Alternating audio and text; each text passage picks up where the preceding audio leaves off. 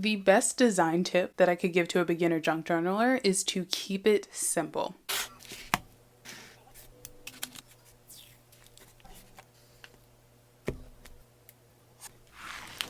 Our biggest problem is that when we're introduced to this craft, we are seeing the work from artists that create these really beautiful and intricate projects that seems like they require 1,000 different layers and 20 different skill sets and access to a really huge and expensive ephemera library. So we take all that media in and then we're sitting at our craft desk and we expect ourselves to produce that level of work every time we approach our own projects. But we don't consider all of the years of experimenting and trying new things and failing to get that artist to the point where they can create and share these beautiful projects that we all enjoy watching. You know, there's no such thing as a junk journal prodigy. We don't come out of the womb being able to create all of these really cool folios and lap books. If you clicked on this video because you feel anxiety every time you approach a blank page, or you feel defeated because a project didn't turn out the way you wanted it to, I want to share with you that the 3 ways to overcome these icky feelings are to embrace experimentation, embrace the spirit of play, and embrace the spirit of practice. When you come to your journal with these mindsets, you will want to create more and feel good about it in the end. So if you're new here, I'm Bree, and this is what we're going over today.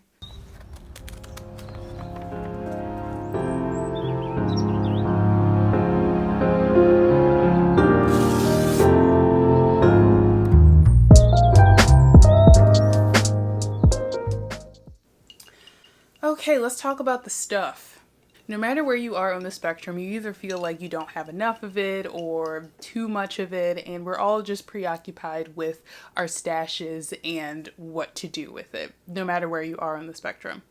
So, when I first started junk journaling, I went on a freaking tear and just bought any and everything that looked like I could put into a junk journal, and would come home so proud of myself. I'm a little scrapbooker, junk journaler, and would pour my stuff out onto the table and look at my bounty. And in the end, I would only end up using 1 or 2 of those things.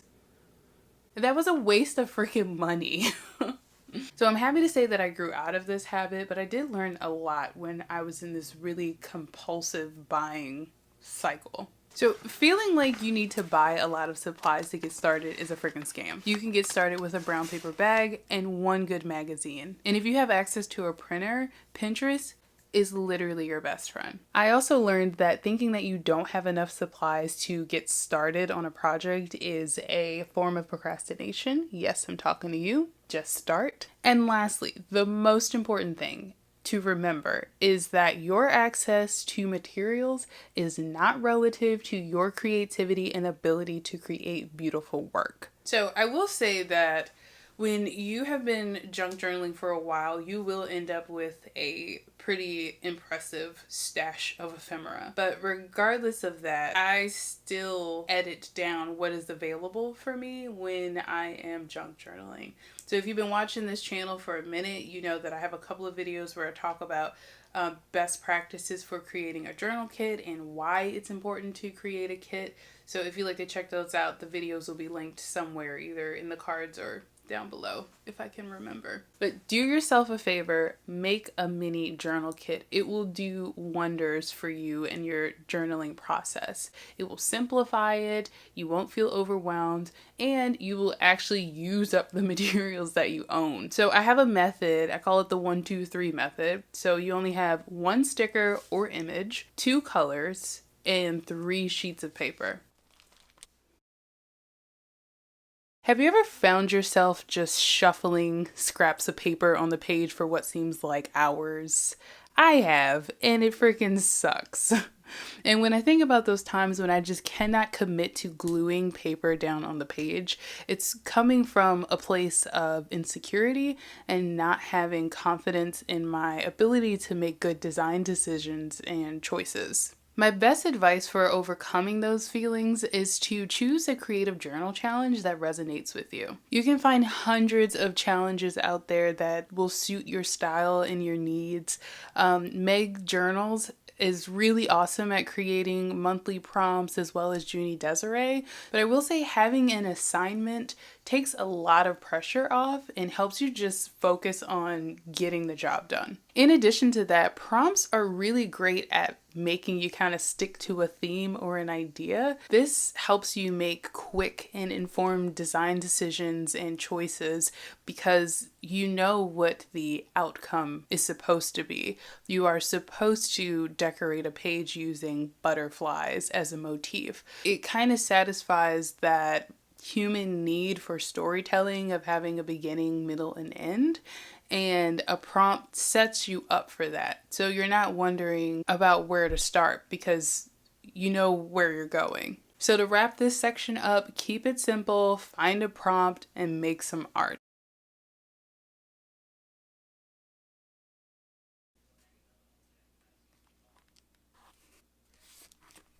A simple way of thinking about layers is that they require a base, a focal, and an embellishment. If you can grasp that concept, then you can literally use it for any step in the junk journal process. And your pages will look amazing, no matter what combinations of materials or ephemera you use. And of course, I have a video that goes into more depth of layering in your junk journals, so, find it somewhere, watch it above, below.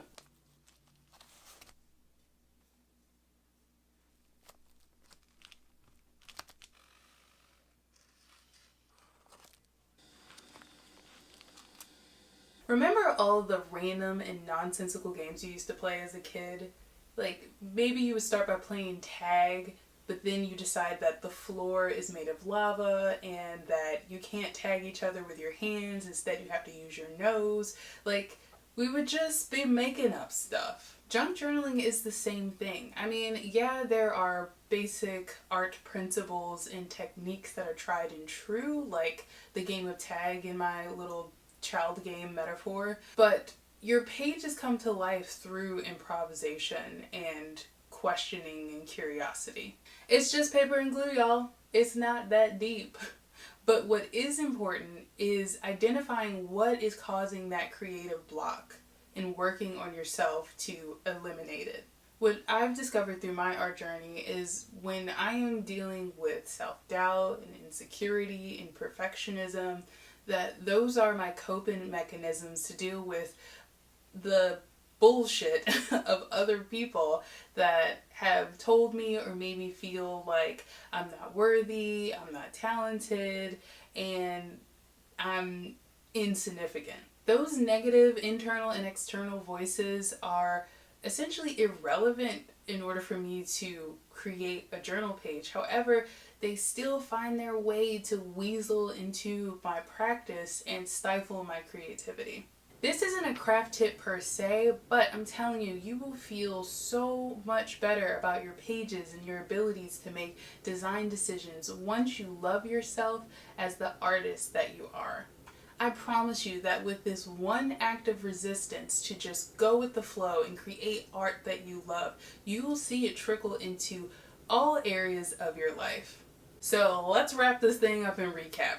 Okay, so the first tip was don't stress out about having limited supplies. You'll hear the opposite end of it where people don't know what to do with their supplies, but in the end, no matter where you are on the spectrum, you're only going to use the things that are speaking to you and make you feel good about it. So don't waste your time buying a whole bunch of stuff. Just use what you have or get the things that you know you will love. Second tip, you become confident in your art when you try fast and you try frequently. An excellent way to get started is by finding a junk journal challenge and stick to it. My third tip is to remember that junk journaling is an art about layers. So once you understand the 3 basic components of layering, you'll be able to create anything that you imagine. And my final tip is that you will feel better about your pages when you stop giving an F and embrace yourself as the artist that you are.